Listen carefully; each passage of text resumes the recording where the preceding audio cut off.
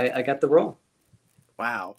I never knew that story. Yeah, I didn't either. Well, I tell it. I tell it all the time. You guys.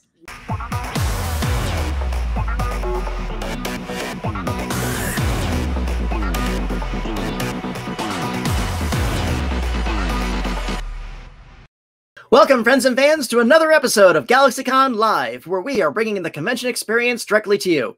And today, we are going back to Angel Grove with three amazing actors from the original Mighty Morphin Power Rangers series. So without further ado, it's intro time. Our first guest is an actress, singer, and director who joins us today to discuss her time as Kimberly Ann Hart, known as Kim to her friends, aka the original Pink Power Ranger and Ninja Ranger. Please welcome back our friend Amy Jo Johnson. Hello. Hey! Hi. How have you been? I'm good. I'm okay. Yes, yes. Oh, I'm okay here in Central Florida. You obviously are more festive than I am right now, but you know. No. Christmas is coming. Yes, it is. Yes, it is. So you got some interesting decorations on there. So. Oh, my daughter made this. Oh, did Christmas tree. Oh. Yeah, and then I got my tiny little tree over here because I'm, you know. Hey, I have a tiny little tree. Christmas is in our heart, and our hearts have no size. If you don't believe me, ask Charlie Brown. Exactly. Yeah. Amy, it's so good to have you back. Thank you for joining us. Aw, thanks for having me. Absolutely. And who else we have today? He is an actor and gymnast who joins us today to talk about the role of inventor and team science expert William Cranston, known as Billy to his friends, aka the original Blue Ranger. Please welcome David Yost. Hey, how's it going?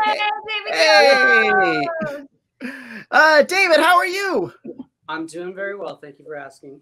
Oh, no problem. Thank you for joining us. You've got some really cool art behind you. I was remarking earlier on the robot, and now I see you got a really cool ray gun there. Yeah, I do. So you are repaired. You're ready for it all. Ready for it all. So how have you been holding up in these interesting times of ours? Pretty good. This little fan art. I just noticed nice. Getting all the things I have behind me. I've been, I live in Los Angeles where the coronavirus is pretty rampant and pretty scary right now. So, doing my best to stay locked down as much as possible and always wearing my mask. Absolutely smart words to live by. Well, again, we're glad to have you here. Glad you are healthy, and we wish you nothing but the best. And so glad to finally have you here on our forum. Thank you. I'm glad to be here. Absolutely. And speaking of people we're glad to have here, he is an actor, martial arts instructor, and occasional poet. Today he joins us to discuss wearing green, white, red, and black uniforms throughout Ranger history, but underneath he has always been the character of Tommy Oliver, always known as Tommy to the rest of us. Please welcome back our friend Jason David Frank. Yay! Oh, did you guys hear me clap? And you guys probably not. I was like, yes. Oh, me. And Dave, don't even lie. You were like this. Hey, how's it going? Were you out of frame for just a quick second and came back? No. Hey. I thought it was like, live. You went, hey, thank you, man, for having me. I'm excited. This is the first virtual con that us three have done before, so it's pretty cool. I know. And again, as always, thank all three of us for joining us here today. We absolutely look forward to the day when the world gets a little bit back to normal and we can once again get all of you back on our stages and get you back in front of your fans. But until the meantime, we are thrilled to have you here on the GalaxyCon virtual stage. Thank you, buddy. And we're here in Texas, and everyone's being safe over here, but I can't imagine what it's like in California. I got a school over there. We haven't been open for 9 months. But in Texas, I mean, everyone's being safe, but it just seems like we haven't experienced that. We were closed for 8 weeks and everything's open. It's just very, very strange. And I feel bad for, I haven't been back to LA since for my school, but it's a very strange world. But I'm glad that we have this platform so we can all get together. I mean, maybe that's what people are used to now, watching the internet stuff, to be honest, Yeah, absolutely. We don't know what the future has, but we're absolutely here now. So you've used this backdrop before, and I just got to wonder, do all your decor behind you remain static? Because I know you've got a bigger collection than that. So you just switch those out every couple of weeks? Oh, my new Legend of the White Dragon helmet? Just thank you for asking. This is the place where you can plug. No, actually, it's my house is being like redone, and if I Well, it's okay, but normally if I pan the camera around, you'd be like, oh my gosh. So no, I have a lot more stuff than that, but I just put that behind. Just, you know, I try to come and do shout outs from here. Amy, no, please don't leave. No, Oh no, she's Morphin. Hey, you better come back with your costume on. I love the part when Amy said that she had, what was that? You played this light is bugging me. No, I saw the flare. I saw like Wow. directors want that flare. Give me that flare. Give me that camera flare. I was about to say, yeah, you're in a J.J. Abrams sub movie right now. Right? Love it. So our team is going to the chat room right now, pulling out questions for you. In the meantime, I would love to start off for those who don't know, and believe it or not, there are always some people that are brand new to this fandom. How did Power Rangers begin for you, each of you, and how did you originally come into these roles? Ladies first. Oh, thank you. I was originally. Yo. Let's see. I had just decided to quit LA and Los Angeles, and I moved back home. But right before I left, I had only been in LA for about 6 months. I had taken a commercial acting class, whatever, workshop class with a woman named Katie Wallens, who actually cast Power Rangers. And when I was back in Cape Cod, where I'm from, I think all of a sudden there were the auditions, and Katie called and said, you should come audition. And I'm like, okay. Anyway, so I ended up coming back, and I auditioned, and I got the part. So I moved back to LA. Yeah. It's so many stories we hear about doing the Hollywood Shuffle where people where their bags were packed, they were going, and that before they unplug the phone, there's that last call. That's it. And yeah, that's what happened. I went home. Yeah. So I actually did leave, but yeah. And then I came back, and then I got the part, and I was super excited. And it was called Dino Rangers, right? Phantoms during the audition, but then became Dino Rangers. Yeah. Very nice. So, David, how did this start for you? Well, like so many people that moved to Los Angeles, I came here to be an actor, and I just saw an open casting call in a publication at the time called Backstage, and it just had the character breakdowns for the five leads, whatever. And at the time, I fit the role of Victor because they wanted somebody that looked like Jason Priestley. That's what it said in the description. And so I had 3 auditions for that role. Victor. Who's Victor? He eventually became Jason, the Red Ranger. And I could tell in my 3rd audition that I wasn't going to get the part. And so I actually stood there and asked the casting director, begged, really, can I read for the role of Billy? And she told me no. You know, we have all these guys over there. They kind of fit the look that we're looking for. You were too handsome. You were too handsome for Bill. Well, that's what she said. And so I said, please, I know I can do it. And she said, no, you know. And so I just went in the bathroom, and I wet my hair down, and I borrowed somebody's glasses, and I borrowed somebody's button-up shirt, and I came back, and I said, please, just let me read for it. And she eventually did. And then I had 5 auditions as Billy, and I got the role. Wow. I never knew that story. No, I didn't either. Well, I tell it. I tell it all the time. You guys, I know, but we kind of talk about other stuff, I guess. You know? Yeah. And this is what I love to do. It's the biggest praise I know when the other guests, I didn't know that. So yeah, and I'm sorry, I don't mean to interrupt you, but I can remember when I knew I wasn't going to get Jason. I've only said this one other time. And it wasn't I don't think it was at a Q&A or any kind of Comic-Con, but when I knew I wasn't going to get the role of Jason, because it's so important as an Hollywood when you want to. And when I went my. Jason, tell us your origin story. David's trying to get out of it because he's going like this. Well, when I know the trick. I know the trick. No, I didn't know about that, Dave. So that's really cool because it shows me persistence. The bottom line is this. This is what I look like in 1992. Oh, look at that little guy. This is what I look like in 1992. And I went to an agency, and they said, hey, cut your hair. You're never gonna look good with hair. Take your earrings out. You don't look presentable. So I did that, and he said he would represent me the next day. And I went back the next day, and he told me, It was this I didn't know it was for the Green Ranger. I actually had a script with Walter on it, and it was called Phantoms. But anyway, I went to the agency and I said, hey, you said you're going to represent me. I cut my hair. I felt so. I cut my hair, took my earrings out, and he said, literally the hand. He said, not today. I'm booking a Coca-Cola commercial. So like with Dave talking about persistence, which is great to hear, Dave, is that sometimes in life you have to be persistent. I didn't go anywhere. I just said, well, I don't know what to tell you. You said you're going to represent me. And he was looking at me like, is this guy going to leave? And then he frantically looked around and said, oh, here you go. Here's a script. And that turned out to be Phantoms. And then when I showed up, when I showed up, there was maybe like 2 or 3 other guys. Their belts were tied wrong, but there was a ton of girls. And that's when I met Twee, because I guess they requested her because the pilot went. I didn't know anything about the show. The pilot was already filmed, and then I didn't know if it was for a girl role or a guy role. So I saw a lot of girls there. I went, did my audition. You know, I was a karate guy. I did my audition, and they said, cool, can you come back tomorrow? And I did. And again, there was like narrowed down like 10 girls, and it was just one guy. So I was thinking, I don't know if this is for a girl or a guy. And then, of course, Saban got me working before I was hired. He said, hey, go pick someone and teach him a routine, a kata routine. And I remember teaching Twee, and I was thinking, I hope I get this job because I'm already working for this guy.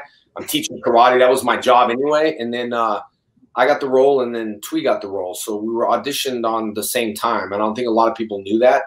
Yeah. But that was it. I mean, but I was persistent not to leave the agency like Dave was persistent to audition over and over again. And that's what you need is persistency. Things won't Or you just quit and leave and go home, and then you get the call. Yeah, that's true. No, I'm kidding. Oh, the cat cameo. How do we get so lucky?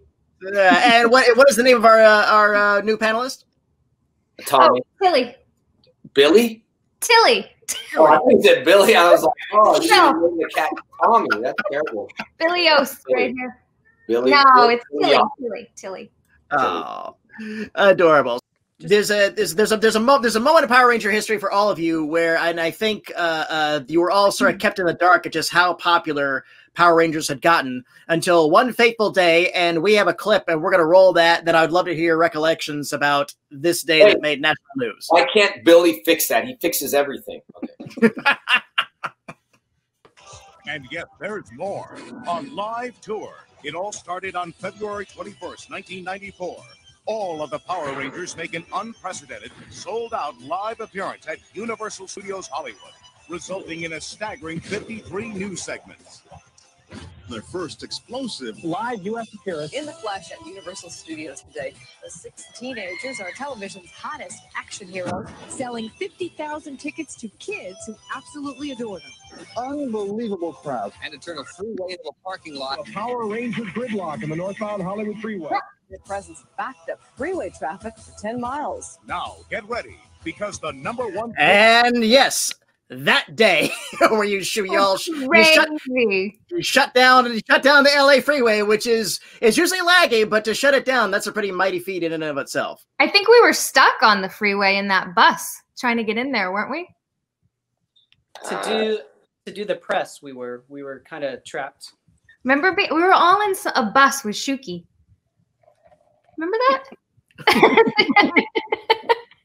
I remember. He obviously does. But we had to add shows to that. I remember we sold out and they asked if we could do a couple more or something like that. We were out there. And the cool thing is I think the coolest thing about Power Rangers is that these guys were actually doing it. I was on a trampoline. Amy was doing her flips. I was doing karate. We were in the helmets. But I do believe they added a few shows because. I remember. And then I remember Haim Saban talking to the Dare people and saying, no more to all the cops. I remember we added a few shows, I believe. Yeah. I had nightmares after that, actually. It was very overwhelming, I thought. Really? Yeah. So, looking back on that, it's like we walked out with our helmets and then we tore off our helmets and then like the amphitheater just like started screaming like we were rock stars or something. And it was like, never in my life had I experienced anything like that. Yeah. And then I remember me and Twee were yelling and screaming. We were like running up and down the stage going, yeah. And then we got in trouble because that didn't sound good on the microphone. Like the audience would have cared. Yeah, I don't know. We didn't know what we were doing. That was crazy. I remember She hurt her leg, didn't she? she always hurt herself. Remember, she was carrying the set all the time. It was so sweet. We'd carry her set. Yeah, I think so. No. And we saw Dave do that great little bit of gymnastics on the stage. That was pretty good move, son. He said he's gonna do it tonight, and I told him, I was like, Dave, I was like, he's gonna do it. He's gonna move the chair and everything. I saw him practice earlier, but I was like, I'm not too sure. So I think it's fair to say at that point, anybody in America that hadn't heard of Power Rangers probably at that point was aware of it, and certainly was aware of it during the holiday season when, you know, kids and nephews, nieces, and were asking for, what Power Rangers? What's that? So what was that? What's that experience like the first time you saw yourself in the toy aisles? Dave, can you guys hear me? Yeah, Billy fixed it. I'm still trying to. I didn't want to download a different. Whatever, it's complicated. But anyways, I mean, it's really exciting. Obviously, as an actor, I don't think I ever thought, wow, maybe someday I could have a action figure made in my likeness. And then just to have that first year when those came out, that was really cool. Oh, there we go. The flip head. Yeah. That looks so nice.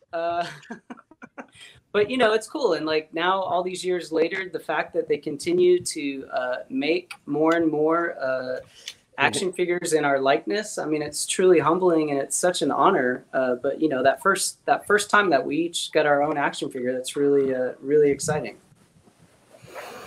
And you're absolutely right. Hasbro has certainly raised the bar when they got the license a couple of years ago. And now your figures actually look like you all.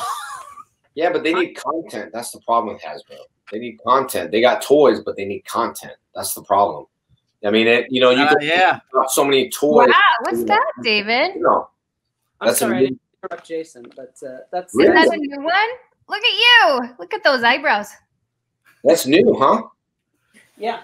All the time. New Power Rangers, the original MMPRs. I go in the toy shop, Toys R Us, new stuff, new this, new that. It's mind-blowing. There's so many seasons, but the MMPR, for sure, I think the original ones were probably the most, because it was a soap opera. You know what I mean? It was an ongoing soap opera. And, you know, and Amy, she broke up with Kimberly, but. But, you know, What? You ditched Tommy. Let's just be honest. I heard that. I heard that. You did. What do you mean you heard that, Amy? No, but I am not Kimberly. It was like a letter or something, right? Yeah, you wrote him a letter. I wrote him a letter. Ooh. Reading that letter in there. Back in the day when, hey, to our younger viewers out there was a time when kids in school didn't have phones, so they would write these things called notes. They would slide them over, but don't let the teachers spot them because you have to read it out loud to the whole class. Right. If you were going to break up, Amy, what kind of emoji would I get? What kind of emoji would you send Tommy? Like what? Just not even emoji. Yeah, like I'm breaking up. Just an emoji. What would it be? Like thumbs down? Would it be like broken heart? What emoji would you send me? I always wondered that. You know what I'm saying, Dave? I'll probably send you just a broken heart emoji. I don't even talk anymore. I just send emojis like, oh, you know what I mean? Yeah. I don't talk anymore. You do little voice messages. Yeah, I know we do, but now it's just starting to get like Jenna will send me an emoji. I'm like, what is that? Like just an emoji. And I have to read it. It's terrible. As the kids do. But you know what's not terrible? We have questions for our audience, so let's go ahead and roll our first one. And this comes from Kevin, who wants to know, what was your first day on the set like? Oh boy, I don't even know if I remember. Were we up in some canyon? No. For me, I think our first day was actually at a bowling alley. If we're talking about the original pilot. Oh, I remember that day. Yeah. Yeah. We also had a rap party there too, didn't we? At the bowling alley? Wrong show.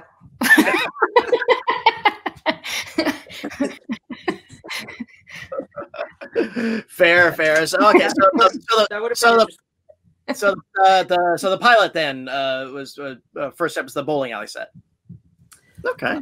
That's what I remember. My first day, obviously for me, it was super, super exciting just because, hey, I'm getting to live my dream of being an actor. And when I showed up, they gave us like parking spots really close. And they said, your trailer's over there. You need to go to makeup and wardrobe. And then we're doing rehearsal. And I was like, what?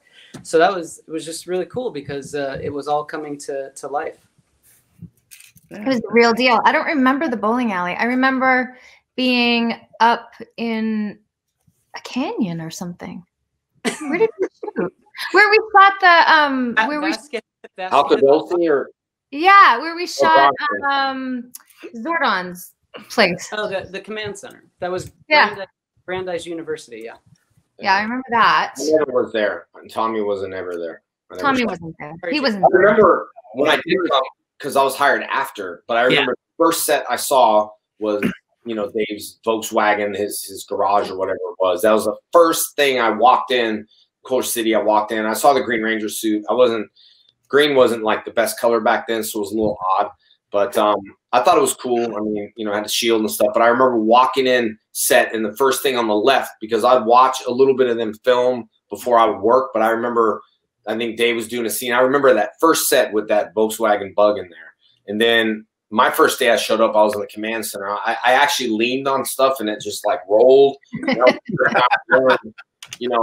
Everything was kind of fake. I mean, I broke a lot of buttons, stuff like that. So my first day on set was a little seeing lights. I think my first day of set was like that Universal Studios. Just, I was the new guy. I was a little nervous, and but anyway, I became friends with all these guys, and then all that broke out. Hey, Jason, I have a question for you. Yeah. You don't have to answer it now. You can text me later. But the White Dragon movie that you're shooting that in the winter, right? Yeah, we were trying to shoot it in November. Now with COVID, we've shot out King Bachelor in Los Angeles, but we're whatever LA takes us, we're planning on shooting in January. Oh, okay. My question was, is it Tommy or is it like no, a whole new universe? Eric Reed. I took my brother's name and it's a whole new universe. Yeah, so I took my brother's name, Eric Reed, and the script's amazing, total different. The only way to explain it is it's like taking Japanese footage, and there's tons of Power Rangers and different names. We're just doing that here in America and making our own. It's not going to be anything like Power Rangers. We're not trying to replace it. It's just we need something. It's like staying in a really nice hotel, although it's not home, but it feels at home. That's kind of the idea. But yeah, originally was supposed to be like that, but we stopped it, and I did, and said I don't want to mess with Hasbro, Saban, or anyone. So I just changed the whole entire universe to be Eric Reed. So I thought that was cool. And I cover my tattoos and stuff, so I get to shatter dreams of everyone with my tattoos and be a different character. But it's still, I'm still in spandex. I could fit, so that's fine for now. Yeah. So. Oh, cool. Good luck. Indeed. And Kevin, thank you. Great question to start us off with. And what do we have next? From Jeffrey, Power Rangers were a big part of his childhood. What shows were you a fan of growing up? Okay. Interesting. I remember loving Knight Rider. Yeah, mine too. So weird. I wasn't going to say it, but since you said it, Knight Rider was my favorite. I remember. I loved that show. So did I. I saw them film in West Covina when I was a kid. They set up a shop at a flower shop. The car was there. I said, I want to be an actor so bad. Went to Universal Studios like a dummy, a little kid sitting in the car, and someone's back like, Jason. I was like, man, kid's talking to me. And I saw Hasselhoff. I guess he's there doing something, and I was a little kid waving and waving. And he never looked back, and I was like, But yeah, Knight Rider was one of my favorites.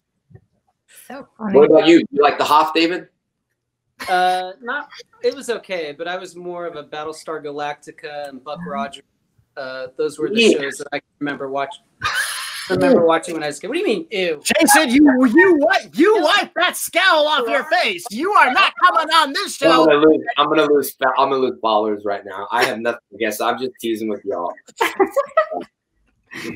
About to say, watch it, son. Watch Amy it. made the same face. We're just kidding, No, I didn't. I don't know anything about the show.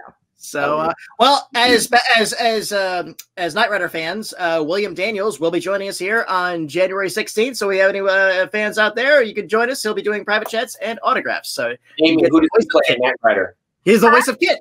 Who does he play on Knight Rider? No, don't tell Amy. Who does he play? It's the voice of Kit. Sorry. Oh my God. All right. Sarah! You see my face go, who's that? He's the one that shattered. Now the name of the actors. I'll be watching. He was also Captain Nice, but that's a panel for another day. All right, Jeffrey, thank you. Fun question. What do we have next? From Catherine. How do you all identify with your characters? Well, I was a gymnast, and Kim was a gymnast, and she played guitar. But only because of you. Which I love your music. Yeah. Still do. I don't know. Oh boy. Yeah. I remember that. That's what I'm talking about. It was That- a challenge or something like that you did. Yeah, for Indiegogo, for my first movie that I directed. Yeah. I did that. That's not in the movie. I raised money. David. Yeah. Anyway, long story. Yeah. Long story. People love it. That spandex will not go back on my body again. Those days are over. Those days are gone. Dave, Look good in spandex. what about Dave? How is he with his character? Because I know that was a whole different character. How do you relate to your character? I mean, Billy was. I'm certainly not as smart as Billy on any level. So I don't know. Billy was a lot different than me, but I guess the biggest relation that I had with Billy was that we're kind of loners, but we have a lot of friends. We kind of. That's totally you. But I have a lot of friends. So so that's probably the only I get thing. jealous of them sometimes. Because he You has get no jealous of friends. my friends. You do.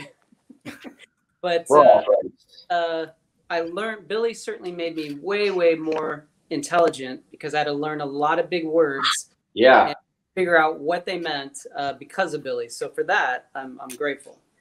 Yeah, that was hard lines, man. I could barely say see a twan quility. I kept saying you had the lines. I was impressed with that. That's why, as far as acting, I definitely played that role. And Amy, I remember that, and I tell everyone this because we all been friends for a long time. But Amy really, she, when I say is an actress, Dave was, Amy was. I was a Karate Kid coming into it. I identified my role as that.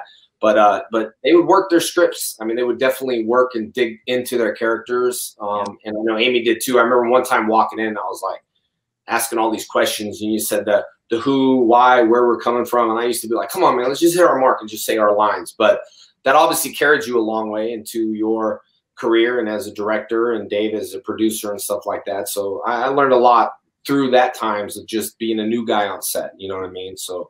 But I think it shows after the fact of what I got myself into as far as being an actor, which I was only there for a short period of time. That's it. I knew I was going to be gone. Just wanted to live those 14 episodes out or 15 and be done because we ran out of Japanese footage literally, and they were just going to be like done with Tommy. So I'm sure glad. I always thought they could have done more with your character, but those 14 episodes we'll treasure always. You're still on the show, aren't you? Yeah. I mean, I turned into a White Ranger. It's funny. I had a fan come up to me the other day and they said, "Hey, I got a question. I've always wondered this. Did Amy really pass out when you took your helmet off as the White Ranger? And why didn't you catch her?" And I was like, "Yeah, well." He did pass out, and Tommy didn't catch her. I just let you fall on the floor. But yeah, no, I thought it was a funny question. But I didn't want to shatter his dream, so I said, "Yeah, bud." Yeah. You're always good to the fans like that. That's why I love you. And Catherine, thank you. That was a very fun question.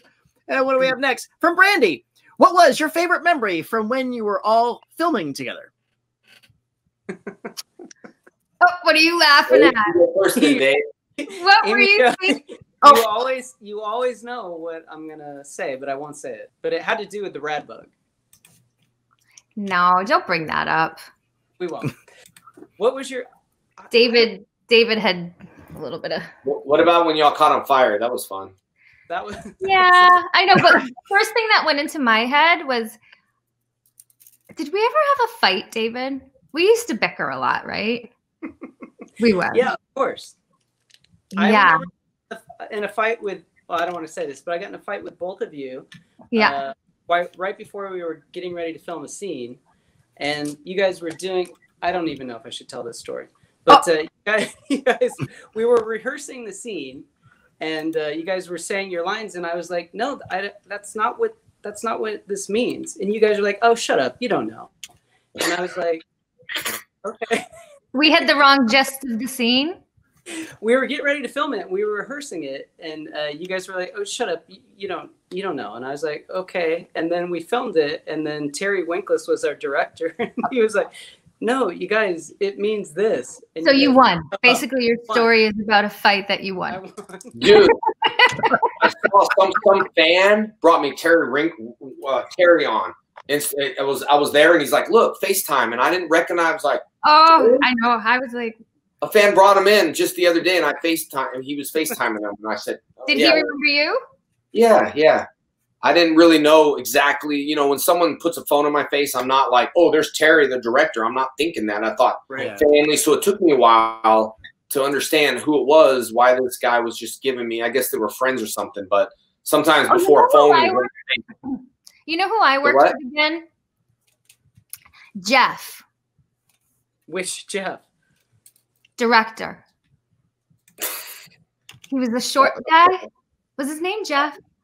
Short little guy. He directed an episode of The Division. And I was like, I know you. And he's like, yeah, because of Power Rangers. I think Jeff was one of our first directors. Yeah. What was his last name? I don't think Jason worked with him. Oh, okay. I worked with him again. That's cool. If anybody in our chat room can get the name of that director, let us know. Yeah, his name is Jeff. What was the question? We kind of got sidetracked. Oh, my fight. Memories on set. Yeah. Jason, what was your favorite memory, Jason? Just probably doing the fight scene with Isaac in the alley, because I think that really changed the set of fight scenes. I mean, they wanted to try to match Japanese footage. The fights were just like, stationary, and then they'd be on a stick. And Isaac did this whole thing where the trash can lid. He was shooting all this crazy stuff, and that fight scene really looked cool because it was shot different. And I just remember Isaac all the time. I still talk to him once in a while. I'll text him. Oh, that's cool. Yeah, it was that fight scene. I think just trying to, being a young actor, not knowing, like, hold the trash can lid and and do this. And I'm like, man, this is never going to cut together. That's when we told Dave, shut up. We're doing it our own way. No, that's not the time. No. But remember that, the whole stunt crew, they were all very cool. Yeah. They were. All the putties. There. Alpha stunt team. They were still, Koichi's still, I don't know now, but Koichi was still there. I think he is still there. Koichi Sakamoto. Yeah. Wow. So Brandy, thank you. That's it. Jeffrey Reiner. Jeff Reiner, yes. There you go. Once again, thank you to our chat room. Thank you to Brandy for that question. And let's roll another one. And this comes from Amy. How did Mighty Morphin Power Rangers influence your life and career? I'll go first. So I think at the time I didn't really understand or realize the impact that the show was making on people and kids. And I think in the last, let's say, 7 years since I sort of transitioned from acting into writing and directing, have I realized the support that I have from all of these children who are now adults who have helped me make the movies that I've done, and then also just supporting my career every single step of the way. So in like a huge way did Power Rangers influence the rest of my career, and it still is. So yeah, I don't know if that's a very articulate answer, but I'm very appreciative of that show and what it did, and then all the people who loved it and still love it. It's an honest answer, and absolutely appreciated. David? Yeah, I don't think any of us could have ever predicted, number one, that we would be on a show that has had the lasting impact that it's had for almost, dare I say, 30 years. Yeah, long time. How long has it been? 28. You know, it's a really humbling experience to be a part of it, and to really know that the characters that we were playing really did influence people's lives and to who they became as adults. It's pretty awesome. And now that they're having kids and they've introduced their kids to the original series and they like it, it's just it's really been cool to watch. And so it's something that will never escape. I think for a time in my life, I didn't want to associate with it, but now it's really something that I would never want to give up. Yeah. Fair.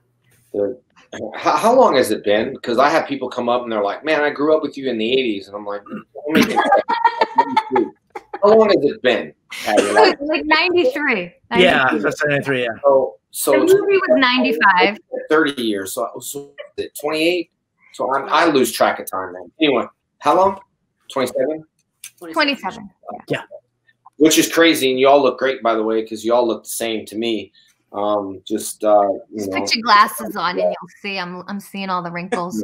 I see people come up now, but I just think it's been a blessing, man. Especially, even for my character, I was really happy that, I guess I came back on the show. I left the show to do VR Troopers, and I was gonna do that kind of show, and just came back. I mean, for me, I was a karate teacher. I love kids. I love teaching. I thought it was a chance for me to go on TV and stare everyone in my karate school even more and get kids that were involved. And I used to be asked questions all the time about karate. Is karate? And Savon, everybody, when I do interviews, I'd say, yeah. And everybody's behind the scene. I said, if you don't educate your kids in it. One of the most important things is to educate. And I tell you now, all the public service announcements we've done, or everything, the cleanup episode, Dave, all that. Now people talk about it because it takes 20 years for them to understand a message. When you tell your child something, they won't get it and say you're right until after 20 years. So I think that really this age group is the longevity, and I'm so surprised the longevity and the popularity of the, I mean, Dave and Amy and the originals, that parents are taking it and making them watch, not making them, but they love it. So there's a blessing of generations, of like almost 3 generations, Dave. You got like, and lower 4 generations, but it's passed down, and it's amazing to see a kid and then see an adult that had a kid and then see their mom. You know what I mean? And, your grandkids watch it, Jason. Yep. Everyone comes up and they tell me, man, I had the biggest crush on you when I was growing up because of the Amy Jo love story with the Pink Ranger. Yep. I don't think you heard what I said. I said your grandkids watch it. Yeah. Oh, you heard what I said. He heard. He was trying to downplay it. Oh, he heard. Everybody can watch it. It's good for everyone. Amy, thank you. Great question. And I think we have time for maybe one more. Let's see if we get a good one to close out on. And this is going to come from Dewey. That's it. Dewey. Okay, from Nancy. All right. If you could, what wisdom would you give to your younger selves just starting out their acting careers? I would tell myself, my younger self,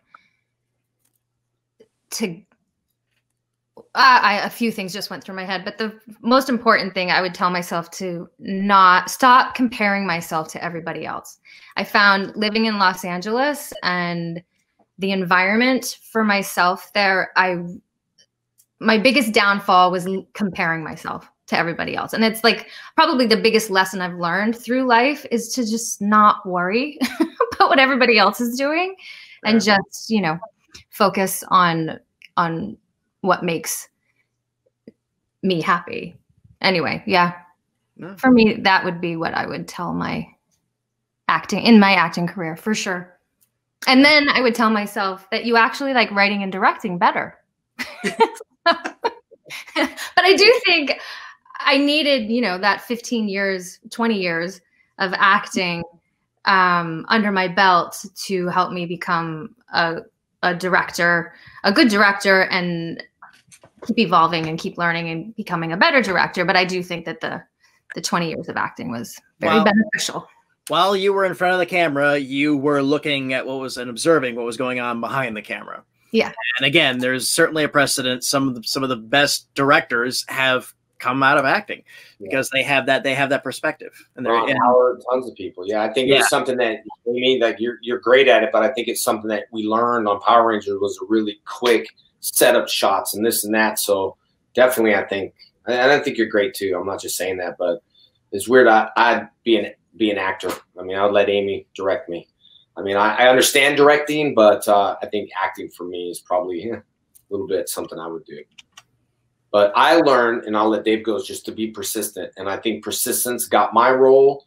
And, like Dave was saying, I would just say, be persistent, and I would jump off. What Amy said is stop comparing yourself. In this world, we have 10 times worse than we had growing up because social media. Girls are losing self-esteem. Guys are losing self-esteem. We're looking at how many likes and how many this. So it's really difficult, but also really a little bit easier through auditions, through your, computer and stuff. I remember YouTube started and everyone's like, I don't want to be on YouTube, but hey, look where it's at now. Indeed.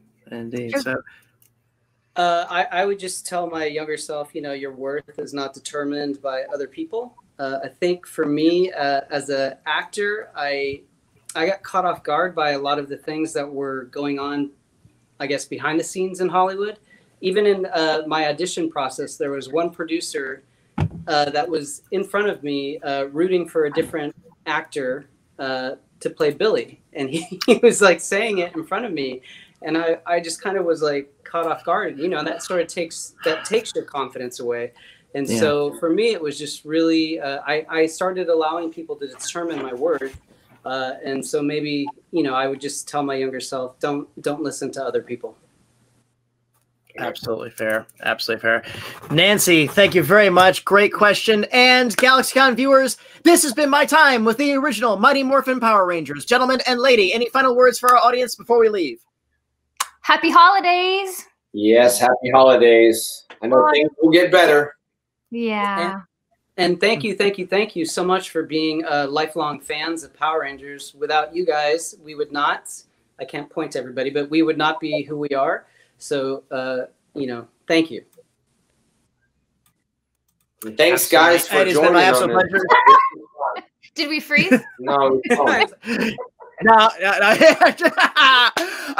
has been my absolute pleasure to serve all of you once again. Thank you for joining us here at the GalaxyCon virtual stage. Jason, you're frozen, or you about to say something? Thank you to our audience for joining us today, and thank you for all your great questions. Bye-bye, everyone. Take care. Happy holidays, and please keep washing those hands.